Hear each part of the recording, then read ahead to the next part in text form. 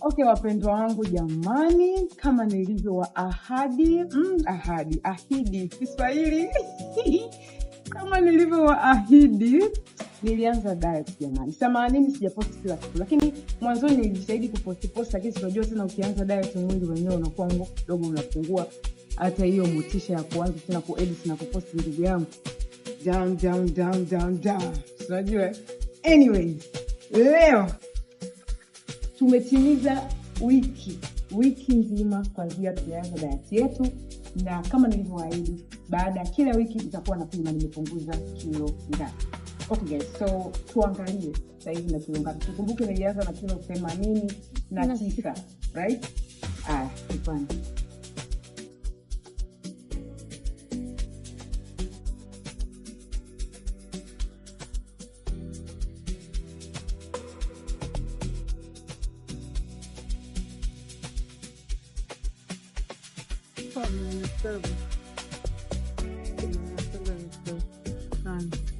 So, okay guys, kama mlivyoona, sasa hivi na kilo 87.5.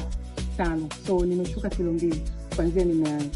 Ni slow process kwa sababu sio kwamba nakunywa maji tu kama last time nilifanya water fasting. Sasa hivi nakula kidogo. So kilo 2 sio ndogo, lakini nikikata ndani ya wiki. So kama wiki moja kilo 2 ndani ya mwezi nimekata kilo 8, kilo 10. Mdogo. Yeah guys, kwa tumeanza kilo 89. Sasa hivi wiki ya kwanza tuna kilo 87. Kitani wiki ya pili. Hapo katikati nitajitahidi pia kuwa na chakula na kukula. Lakini nikishindwa guys, tuko pamoja na nyie mjitahidi tu kupunguza mlo kidogo. Alright guys. Have a nice day. Bye. Maji kwa wingi jamani guys. Maji kwa wingi. Ndio tukapata vidonda vya tumbo.